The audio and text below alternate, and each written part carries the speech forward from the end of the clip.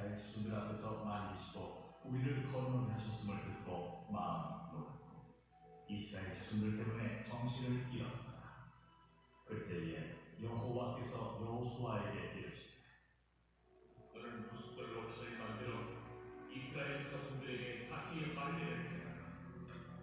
여호수아가 부싯돌로 칼을 만들어 할례산에서 이스라엘 자손들에게 할례를 행하니라. 여호수아가 할례를 시행한 까닭은 이것이 애굽에서 나온 모든 백성 중 남자 곧 모든 군사는 애굽에서 나온 후 광야 길에서 죽었는데 그 나온 백성은 다 할례를 받았으나 다만 애굽에서 나온 후 광야 길에서 난 자는 할례를 받지 못하였습니다. 이스라엘 자손들이 여호와의 음성을 청중하지 아니하고 여호와께서 그들에게 대하여 맹세하사 그들의 조상들에게 맹세하여 우리에게 주리라고 하신 땅 곧 젖과 꿀이 흐르는 땅을 그들이 보지 못하게 하리라 하시며 애굽에서 나온 족속 곧 군사들이 다 멸절하기까지 40년 동안을 광야에서 애굽 그들의 때를 잊게 하신 이 자손에게 여호수아가 할례를 행하였으니 길에서는 그들에게 할례를 행하지 못하였으며 할례 없는 자가 되었으며 또 그 모든 백성에게 할례 행하기를 마치니 백성이 진중 각 처소에 머물며 낫기를 기다릴 때에 여호와께서 여호수아에게 이르시되 내가 오늘 애굽의 수치를 너희에게서 떠나가게 하였다 하셨으므로 그곳 이름을 오늘까지 길갈이라 하니라. 또 이스라엘 자손들이 길갈에 진쳤고 그날 14일 저녁에는 열국 경기에서 유월절을 지켰습니다. 유월절 이튿날에 그 땅의 소산물을 먹되 그날에 무교병과 볶은 곡식을 먹는다. 또 그 땅의 소산물을 먹은 다음 날에 만나가 그쳤으니 이스라엘 사람들이 다시는 만나를 얻지 못하였고 그 해에 가나안 땅의 소주를 먹는다.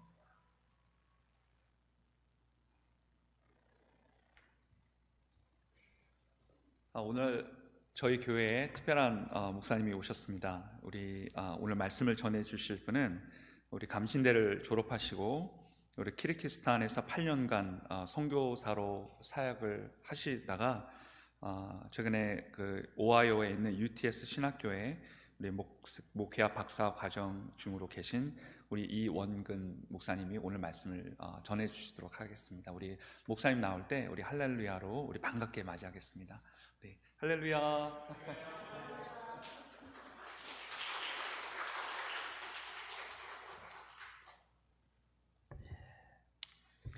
환영해 주셔서 감사합니다. 함께 먼저 기도하겠습니다. 하나님 아버지 감사합니다. 오늘 하는 설교가 우리의 귀에 들리게 하시고 우리 마음에 감동케 하시고 우리의 영혼을 쪼개게 하여 주시옵소서. 우리가 주의 말씀을 듣고 마음이 찔려 회개와 회심과 헌신의 역사가 일어나게 하옵소서. 우리의 입술과 우리의 영혼이 성령의 감동으로 벅차오르게 하옵소서. 담대함으로 주의 말씀을 선포하는 증인으로서의 설교가 되게 하옵소서. 예수 그리스도의 이름으로 기도드립니다. 아멘. 먼저 PPT 화면 먼저 띄워주시면 감사하겠습니다.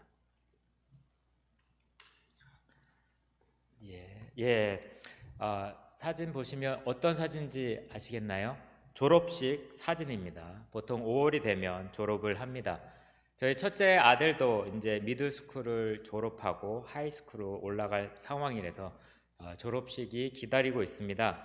하지만 엘리멘터리 스쿨을 졸업하면서는 팬데믹으로 인해서 졸업식을 하지 못한 기억이 납니다. 졸업을 생각하면 정말로 많은 것들이 떠오릅니다. 학생들은 공부와 시험, 그리고 부모님들은 어떻습니까? 자녀들을 매일 아침에 깨우고 먹이고 그리고 라이드까지 해야 되는 일을 프리스쿨에서 하이스쿨까지 13년에서 14년을 동안 해야 한다는 것입니다. 선생님들은 아이들에게 공부를 가르치고 인성을 가르치기 위해서 많은 노력을 합니다. 학교의 졸업은 새로운 시작을 알립니다. 즐거운 졸업을 하기 위해서는 마지막 시험까지 잘 치러야 합니다. 그래서 그 학교를 졸업하기 위해 학위증을 수여받을 수 있기 때문입니다.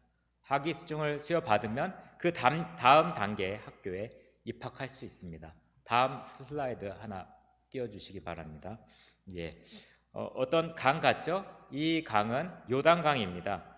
중동 지역에서 흐르는 강으로 이스라엘과 요르단 그리고 팔레스타인 지역을 경계하는 중요한 강입니다. 이 강은 고대에 많은 역사적 사건들이 벌어진 곳입니다. 이 강은 세계적으로 유명한 종교적인 장소입니다. 기독교, 유대교, 이슬람교에게 아주 중요한 의미가 있습니다. 혹시 예수님께서 세례 받으신 강이 어떤 강인지 아시나요? 예, 저희 아이들한테 물어봤더니 1학년짜리 아이가 대답을 합니다. 오하이오 강은 아닌 것 같고 학교에서 배웠는데 지금은 까먹었어. 근데 형들은 요단강 얘기했으니까 요단강이라고 대답하면 되겠다 하는 그런 머리가 있는 것을 보면서 정말 어릴수록 솔직하게 얘기한다는 것을 알았습니다. 모르시면 모른다로, 까먹었으면 까먹은 대로 이야기하는 것이 어쩌면 우리의 신앙생활에서 큰 도움이 될 것입니다. 요단강 건너기는 이스라엘 자손의 광야 학교를 졸업하는 시험입니다.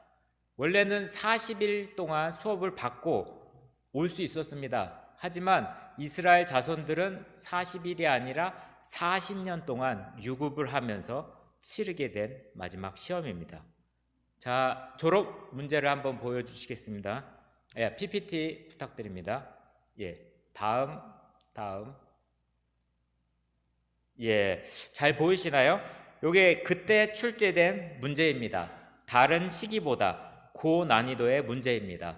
보통 요단강이 비가 많이 안 왔을 때는 깊이는 1m, 강의 폭은 30m 정도뿐이 안 됐지만 그때는 우기였습니다. 비가 많이 오는 시기였고 그래서 깊이가 3m에서 4m 정도 됐고요.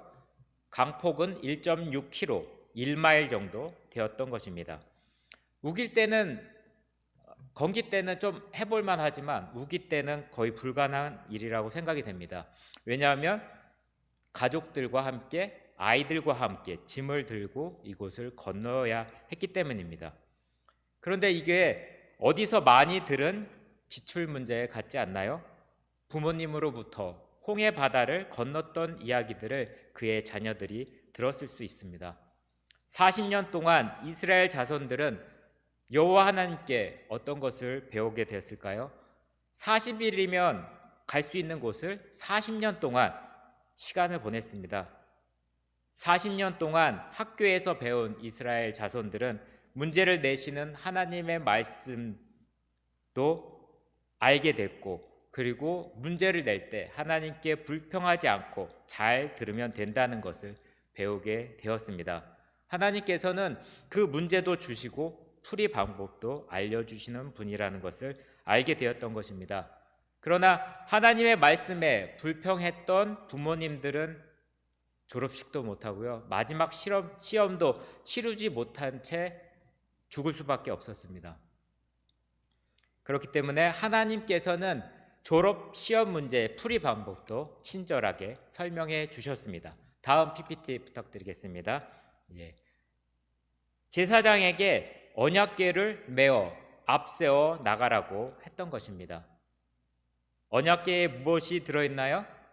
그 안에는 모세가 하나님께 받은 10계명이 들어있는 것입니다.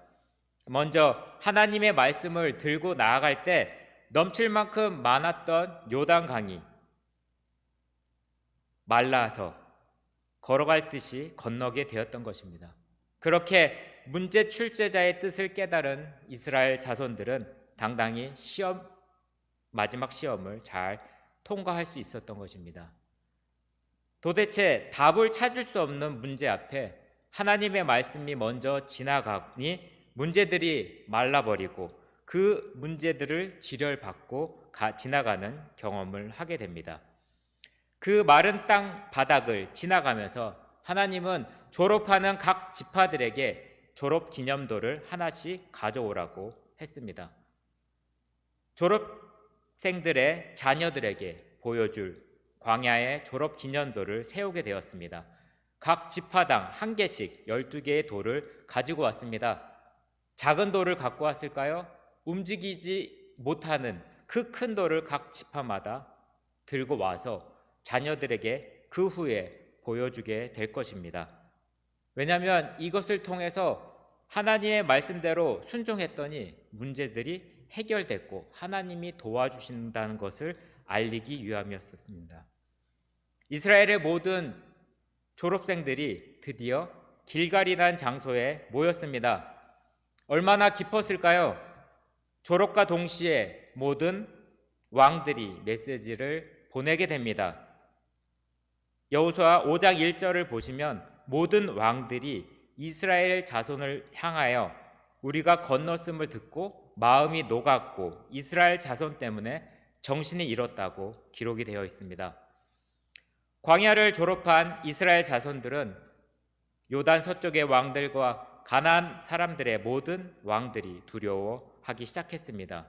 이런 상황에서 광야 학교를 졸업한 이스라엘 사람들은 어떤 마음이 들었을까요? 적과 꿀이 흐르는 가나안 땅, 약속의 땅에 드디어 도착했습니다. 저 같으면 적들이 두려워서 사기가 떨어진 이때에 공격하여 전쟁에 승리하고 싶은 마음이 들었을 것입니다. 여러분은 어떠신가요? 그러나 우리의 생각과 하나님의 생각은 달랐습니다. 하나님께서는 내가 이 땅을 주기로 약속했으니 전쟁을 하라고 하시지 않았습니다. 오히려 다른 쪽에 명령을 하시게 됐습니다. 그래서 길갈에서 이스라엘 사람들은 기억에 남는 몇 가지 경험을 하게 됩니다. 광야를 졸업한 이스라엘 백성들은 가나안 땅, 하나님 나라, 하나님 왕국 입학 조건을 말씀하셨습니다. 하나님의 왕국은 하나님의 자녀들만이 들어갈 수 있는 왕국입니다. 그래서 하나님은 하나님의 자녀의 표식을 위해서 할례를 명하셨습니다. 부싯돌로 이스라엘 자손들에게 할례를 행하라는 것입니다. 하나님은 적군들에게 공격당하기 좋은 위치에서 할례를 명하십니다. 창세기 34장에 보면 야곱의 딸 디나가 세겜에게 강간당한 사건이 나옵니다. 이야기를 듣고 1학년짜리 아이가 묻습니다. 아빠, 강간이 뭐야? 갑자기 아이가 물어보니까 쉽지 않더라고요. 근데 제가 나중에 생각을 했습니다. 어떤 남자가 이 여자를 좋아해서 결혼하고 싶어서 막 만지고 더듬고 그런 거야. 너도 어떤 여자가 좋다고 막 만지고 그러면 안 돼. 그렇게 아이에게 설명한 적이 있습니다. 세겜과 청혼을 조건으로 족속 모두 할례를 받았습니다. 할례로 인해 세겜 족속 남자들이 아파할 때 누가 갔죠? 시므온과 레위가 가서 남자들을 그 아픈 상황에 모두 죽이고 재물들을 뺏은 사건이 있습니다. 본인들의 과거의 경험으로 볼 때 이러다 전쟁에 참여한 남자들이 할례로 인해서 모두 죽고 포로가 될 수 있는 상황이었습니다. 죽을 수 있는 상황에도 불구하고 하나님은 명령하십니다. 여호와에게 하나님의 명령대로 부싯돌로 칼을 만들어서 이스라엘 자손들에게 할례를 행하라고 합니다. 여기에 보시면 성경 한 구절로 할례를 행했다는 기록이 나왔지만 할례의 대상은 한 명이 아니었습니다. 그때 넘어온 이스라엘 자손들은 200만 명 이상이 되었고요. 할례를 받아야 할 남자들만 짐작해도 80만 명에서 100만 명의 할례를 행한 것입니다. 이제는 7학년짜리 아이가 묻습니다. 칼 하나로 했나요? 그런 질문을 했을 때 출애굽기의 내용이 떠올랐습니다. 12지파가 있었고요. 그때 10부장, 50부장, 100부장, 1000부장의 단위로 리더십을 세운 것을 생각하면서 그 단위로 할례를 행했을 거라고 생각이 되고 생각보다 오래 걸리지 않을 거라고 생각이 됐습니다. 그 후에 4절부터 7절에 말씀이 나오는데요. 할례를 행한 이유가 길게 기록이 되어 있습니다. 정말 한 절에 할례를 행했다고 하지만 2절부터 9절까지 왜 할례를 행한지에서 설명을 하고 있는데 이 가운데 할례의 단어가 몇 번 나오신지 혹시 짐작이 가시는가요? 10번이 나옵니다. 그만큼 하나님께서 중요하게 생각하는 부분이기 때문입니다. 그 후에 이스라엘 자손도 할례의 중요성을 분명히 깨닫게 되었던 것입니다. 애굽에서 나온 사람들은 광야에서 죽었고, 그때는 할례를 받은 사람이었고, 광야의 길에서는 태어난 사람들은 할례를 받지 못한 상대였습니다. 부모 세대에 대한 내용이 6절에 나와 있습니다. 그들은 여호와의 음성에 청종하지 않았습니다. 원망했고 불평했고 모세에게도 대적했습니다. 또한 다시 애굽으로 돌아가자는 무리들도 생기게 되었습니다. 가나안 땅을 보여주고 정탐 후에 그들은 부정적인 평가로 인해 하나님께 대해 불신앙을 보여주었던 것입니다. 그래서 그 부모의 세대들은 약속의 땅을 보지 못하고 말았습니다. 그리고 보지 못하겠다게 한다고 여호와께서 맹세하셨습니다. 광야 40년 동안 여호수아와 이스라엘 자손들이 배운 것은 하나님의 음성에 청종하는 수업을 그렇게 받았다는 것입니다. 하나님의 음성에 순종하지 않으면 어떤 결과가 되는지 알았습니다. 그래서 이스라엘 자손은 아무 반대 없이 불평 없이 할례를 행했습니다. 80만 명 이상의 할례로 각 진영에서는 아파서 내는 신음소리와 안쓰러워하는 여인들의 상상이 되실 것입니다. 이때 할례로 육체적 고통 가운데 사람들은 과거의 많은 기억들을 떠올렸을 것입니다. 부모 세대의 수치스러운 애굽의 종살이, 그리고 하나님께서 10가지 재앙으로 애굽의 우상을 이겨 출애굽시키시고 홍해 바다를 건너고 광야에서 생활, 만나와 메추라기 때들, 그리고 이길 수 없는 전쟁에서 승리한 사건들을 기억하며 하나님이 우리에게 행하신 것을 정리했을 것입니다. 길갈에서의 할례는 이스라엘 자손에게 하나님과 언약의 관계로 그의 백성이 되는 순간입니다. 복음감리교회 성도님 여러분, 길갈에서의 할례와 같이 주님과의 자녀의 관계를 맺는 사건이 여러분의 삶에도 있으셨나요? 또한 이 교회의 역사 가운데는 어떠신가요? 하나님께서 주시는 음성을 듣는 축복의 시간이 되시길 소망합니다. 결론적으로 길갈은 이스라엘 사람들에게 아주 중요한 의미가 있었고 축복의 장소가 된 것 같이 저와 여러분에게도 매우 중요한 장소이며 축복의 장소가 될 것입니다. 오늘 말씀을 통해서 하나님의 뜻이 하나님 성도님들께 전해져서 생각이 바뀌고 마음이 변하고 행동의 변화가 생기는 주님의 자녀가 되기를 축원합니다. 9절에 보시면 길갈이라는 이름은 굴리다라는 뜻의 히브리어 갈랄에서 유래되었습니다. 하나님이 이렇게 말씀하십니다. 내가 오늘 애굽의 수치를 너희에게서 떠나가게 하셨다라고 선포를 합니다. 하나님의 백성인 이스라엘은 요셉 이후에 440년 동안 애굽의 종살이를 하였습니다. 노예로 산다는 것은 자유가 억압되고 내가 하는 생각, 나의 민족의 뜻을 펼칠 수 없는 억압된 상태입니다. 주인들은 옷을 입고 신발을 신지만 노예들은 옷도 많이 걸치지 못하고 맨발로 일을 했어야 했을 것입니다. 긍지와 자긍심을 가져야 할 하나님의 백성들이 애굽 땅에서 종살이를 한다는 것은 너무나도 큰 수치였습니다. 수치가 떠나가도록 하나님은 이스라엘 백성을 준비시키시고 다스리셨습니다.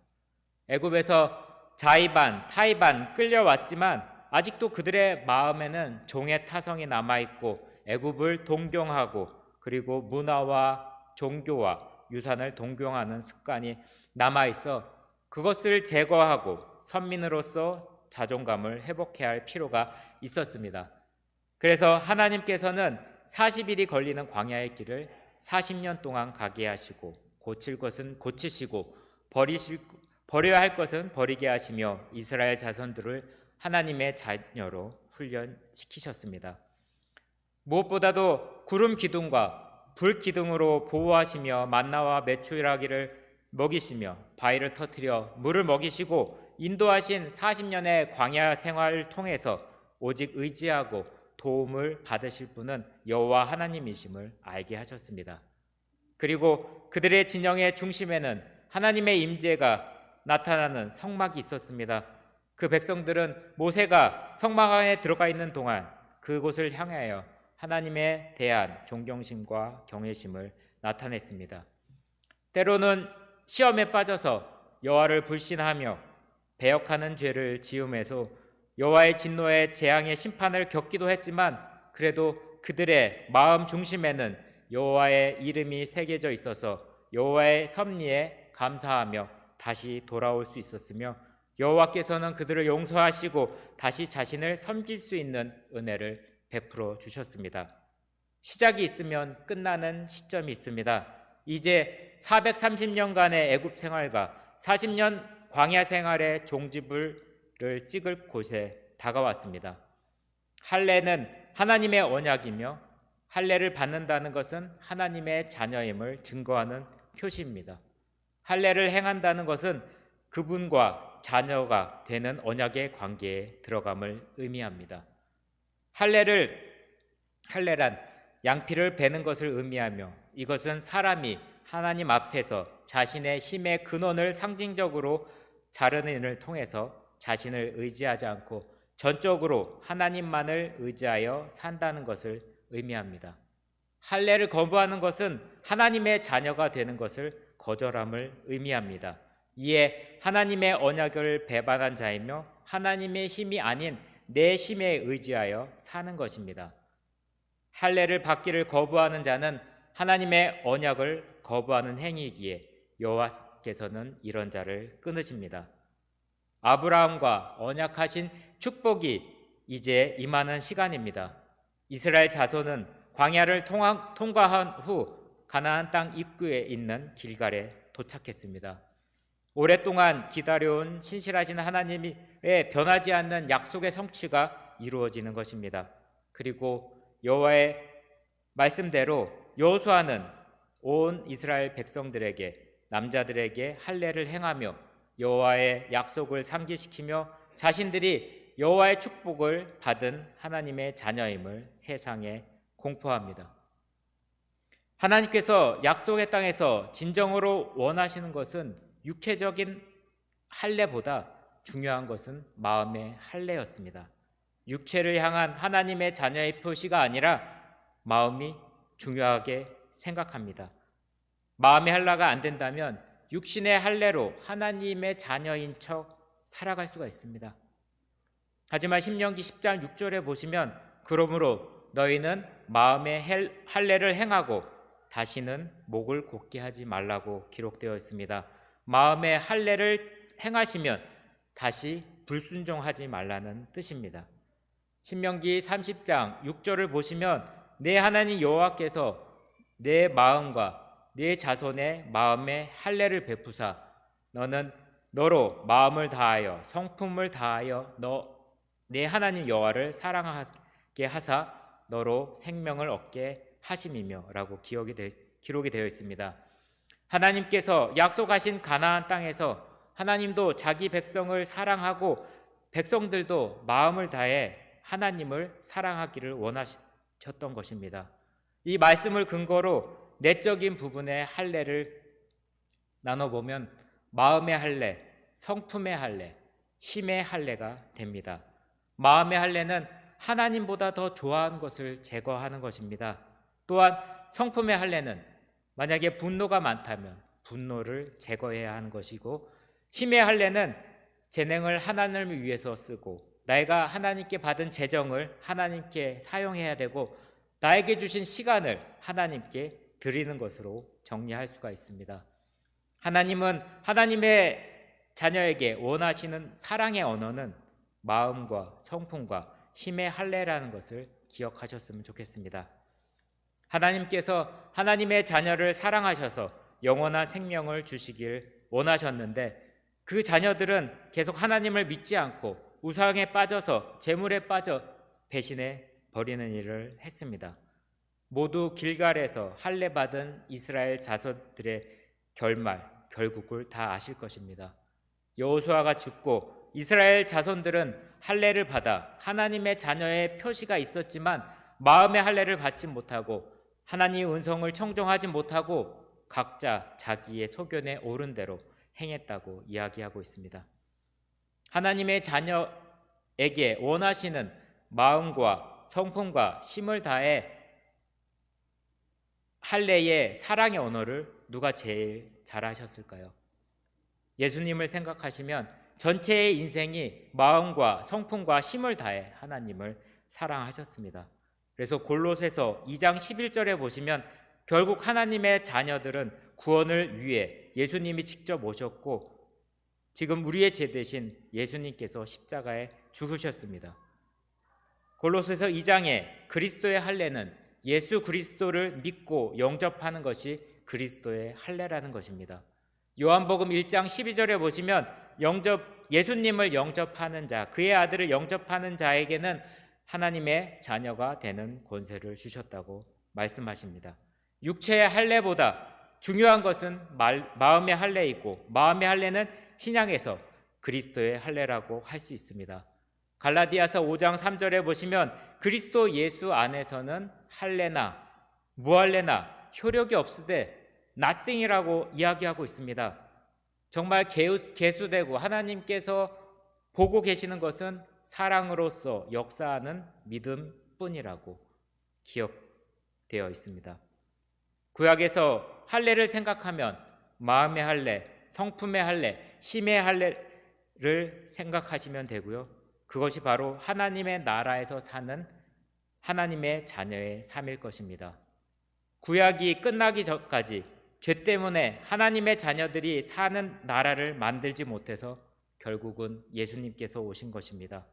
보여주시고 만나주시고 대신 죽어주시고 부활함으로 그 전체를 믿음으로 말미암아 그리스도의 할례를 이루셨고 하나님의 자녀가 되는 권세를 이루셨던 것입니다.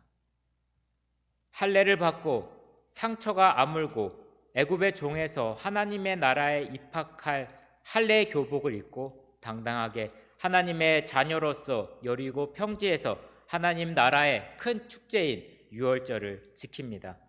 하나님과의 언약의 관계가 된 이스라엘 자손에게 유월절은 구원의 축제입니다. 애굽의 신의 종에서 유월절 어린 양의 피로 주의 능력으로 애굽의 노예들을 빼냄을 기억합니다. 이스라엘 백성들은 삶의 문이 열렸고 구원의 문이 열렸습니다. 애굽 신들은 믿는 왕과 군사들은 죽음을 이기지 못한 사건입니다.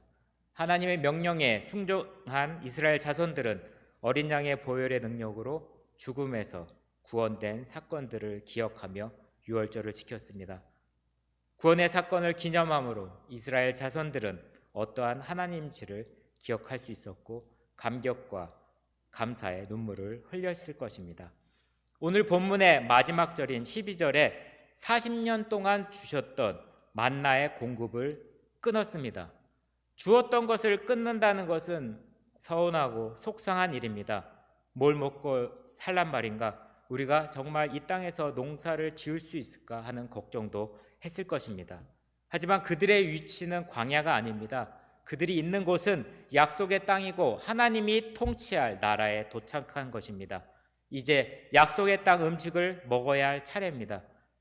유월절 의식을 치르고 약속의 땅에서 난 소산물을 먹게 됩니다. 그리고 40년 동안 매일 새벽에 내렸던 육신의 양식이었던 만나가 그칩니다. 만나는 광야 생활을 통해서 하나님께서 굶주리지 말라고 주셨던 것입니다. 원래 하나님의 뜻은 40년이 아니었을 것입니다. 40일만 주고 이 약속의 땅에 오기를 바라셨을 것인데 우리의 불순종으로 말미암아 40년이라는 시간이 흘렀던 것입니다.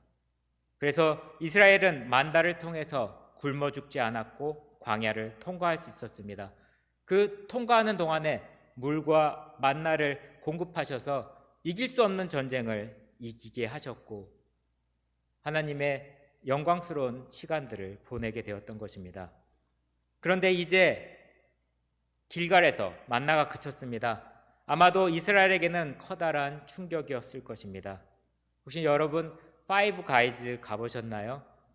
젊은 사람들은 많이 가보셨을 것입니다. 거기 보면 땅콩이 있습니다. 맛있고 햄버거 나오기 전까지 보통 땅콩을 먹으면서 기다립니다. 햄버거가 나왔으면 땅콩은 안 먹어도 됩니다. 더 맛있는 음식이 준비되었기 때문입니다. 젖과 꿀이 흐르는 땅에서 나오는 소산물을 먹으면 되는 상황입니다. 하나님은 하나님 자녀에게 식단으로 광야에서 40일간 만나를 준비하셨고 약속의 땅 하나님 나라에 있는 젖과 꿀이 흐르는 식단을 준비하셨는데 그 불순종으로 말미암아 40년을 먹게 된 것입니다. 제가 어제 비행기에서 오면서 이런 일이 있었습니다. 핸드폰을 충전하고 있고 꽂고 있는데 옆에 계셨던 분이 기내식이 오면서 잠에서 깨면서 제 케이블을 받으면서 뚝 끊어지는 상황이 생겼습니다. 본인은 모른다고 시침이 떼지만 저는 좀 안타까웠습니다. 갑자기 있던 에너지 공급이 끊어지는 순간이 되었습니다. 집에는 여러 개 있는데 지금 이 상황에서는 아무것도 없었기 때문입니다. 그렇게 저처럼 당황하고 걱정하는 마음이 이스라엘 자손에게도 있었을 것입니다. 그 순간 하나님께서 깨닫게 하신 말씀이 있었습니다. 11절에 보시면 유월절을 지난 다음 날 그 땅의 소출을 먹었다고 이야기하고 있습니다. 12절에 소출을 먹은 다음 날 만나가 끝났습니다. 그 땅의 소출을 먹은 첫째 날 새벽에는 만나를 먹었던 것으로 추론이 됩니다. 이스라엘은 만나와 그 땅의 소출을 한날에 먹었습니다. 이것을 보면서 정말 하나님께서 살아가시는 백성을 향한 배려하는 마음, 섬세한 마음을 알 수 있었습니다. 만나의 그침은 어려움이 아니라 하나님의 축복이었습니다. 만일 계속해서 만나가 주어졌다면 이스라엘은 무기력하고 나태했을 것입니다. 우리도 마찬가지 아닐까요? 만일 아무 일도 하지 않고 먹을 것, 입을 것 풍족하다면 한동안은 여유로워서 감사하겠지만 대개 많은 사람들이 게을러지고 무책임하고 사람 귀한 줄을 모르고 또한 하나님께 대한 감사함이 없어져 아무런 삶의 희망도 없어지고 헛된 것에 마음에 빼앗기기 쉽습니다. 우리의 삶에 적절한 긴장과 노동이 우리에게 반드시 필요합니다. 하나님께서는 특별한 상황에서 만나를 주셨던 것입니다. 그렇지만 때가 이르렀을 때 그 메뉴가 바뀐다는 것을 기억하시기 바랍니다. 주시는 분도 하나님이시고 걷어가는 분도 하나님이십니다. 우리가 아는 축복의 구절이 있습니다. 신명기 28장 1절에서 12절을 보시면 여호와께서 내게 주리라고 내 조상들에게 맹세하신 땅 가나안 땅에서 너에게 복을 주사 너 몸의 소생과 가축의 새끼와 토지의 소산을 많게 하시며 여호와께서 너를 위하여 하늘에 아름다운 보고를 여시고 내 땅에 때를 따라 비를 내리시고 내 손으로 하는 모든 일에 복을 주시리니 내가 많은 민족에게 꾸어 줄지라도 너는 꾸지 아니하실 것이요. 여호와 하나님께서는 약속의 땅을 주셨습니다. 그것을 이루기 위한 나의 땀과 노력을 하나님께서 즐거워하시며 축복을 더하신다고 약속을 하셨습니다. 만나의 그침은 또 다른 하나님 약속의 성취입니다. 만나가 그침으로 인해서 나는 나의 능력을 인정하시는 하나님께 감사할 수밖에 없고요. 때에 따라 비를 내려주시는 하나님의 섭리에 더욱 감사할 것이며 우리를 통해서 일하시는 하나님께 감사 찬양을 드리게 될 것입니다. 지금까지 공급받던 만나가 그치셨나요? 그렇다고 두려워서 원망하면 안 됩니다. 곧 햄버거가 나오는데 땅콩을 다 먹었다고 울고 떼쓰는 아이가 되면 안 되겠죠. 하나님께서는 또 다른 풍성한 만나를 이미 예비하셨기 때문입니다. 하나님께서는 나의 필요가 무엇인지 잘 알고 계십니다. 만나가 그쳤다고 해도 두려워하지 마시고 원망하지 말고 내가 알지 못하는 하나님의 방법으로 또 다른 만나를 공급하실 것을 믿어야 할 것입니다.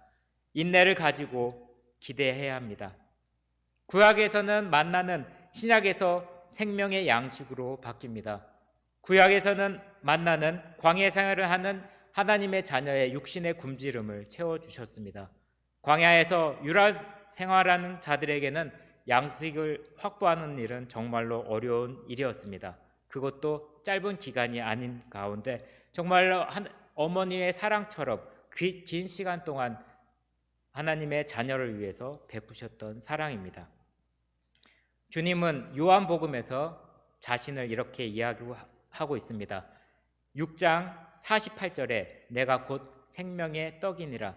너희 조상들은 광야에서 만나를 먹었어도 죽었거니와 이는 하늘에서 내려온 떡이니 사람으로 하여 먹고 죽지 아니하게 하는 것이니라.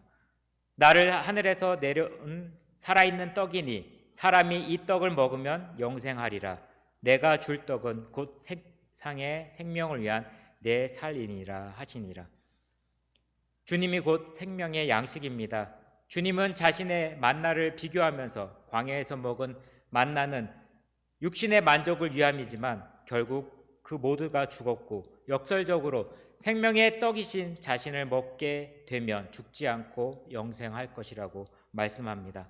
주님은 자신의 살과 피를 먹어 영생을 하라고 말씀하십니다. 이 먹고 마시라는 것은 주님과의 영적 교제가 필요하다는 의미입니다. 주님께서 주시는 풍성한 생명의 양식을 먹어야 할 것입니다.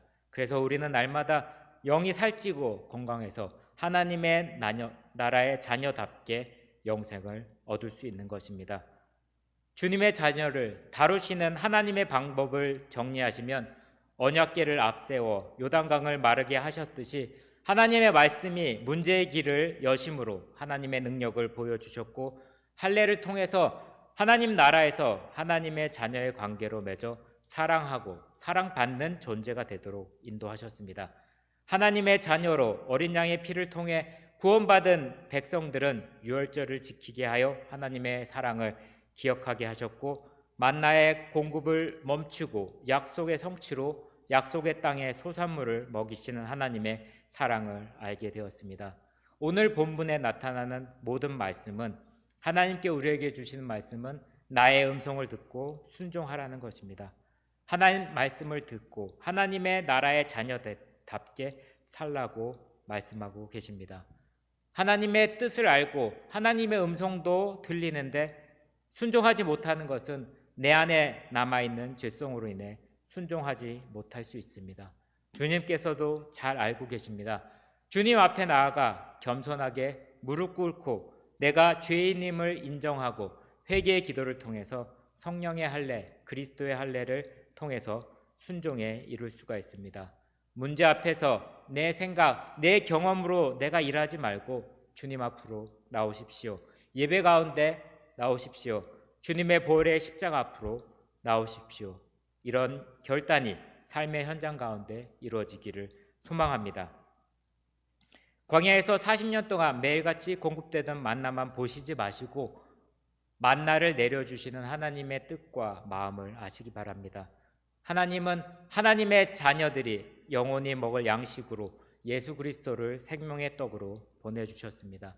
아직도 육신의 배만을 채울 수 있는 만나만 원하시나요? 아니면 영원히 살 수 있는 생명의 떡이신 예수님을 취하시겠습니까? 매일매일 나의 영육혼을 살리는 생명의 떡이신 생명의 생수이신 주님께로 나아가 내 안에 계신 주님의 인재를 느끼며 주님께 물어보고 순종하여 주님의 깊은 교제가 나눠지기를 축원합니다. 길갈이라는 것은 하나님의 자녀인 내게도 주어집니다. 길갈은 주님의 사랑을 재확인하는 축복의 장소입니다. 내가 지금 길갈에 서 있나요? 나의 가정이, 나의 교회가 길갈에 위치해 있나요? 지금 바로 이 순간이 순종으로 그리스도의 할례를 통해 하나님의 자녀임을 확인하고 담대히 가나안 땅을 전복하여 그곳에 하나님의 나라를 세울 순간입니다. 성도님의 삶 가운데 그리스도와 함께 승리하셔서 하나님의 나라를 세우는 한 주가 되시기를 축원합니다. 함께 기도하시겠습니다. 하늘에 계신 우리 아버지여, 하나님의 이름이 거룩하게 여기시며 하나님 아버지의 나라가 오게 하시며 하나님 아버지의 뜻이 하늘에서와 같이 나의 가정과 교회, 나의 일터와 이웃과 열방 가운데 이루어지게 하옵소서. 오늘 우리에게 일용할 양식을 책임져 주시고 우리가 우리에게 잘못한 사람을 용서한 것 같이 우리의 죄를 용서하시고 우리를 시험에 빠지지 않게 하시고 악에서 구하옵소서. 하나님의 나라와 하나님의 권능과 영광이 영원히 아버지 것임을 고백합니다. 살아계셔서 지금도 우리 영육혼에 역사하시는 예수 그리스도의 이름으로 기도합니다. 아멘.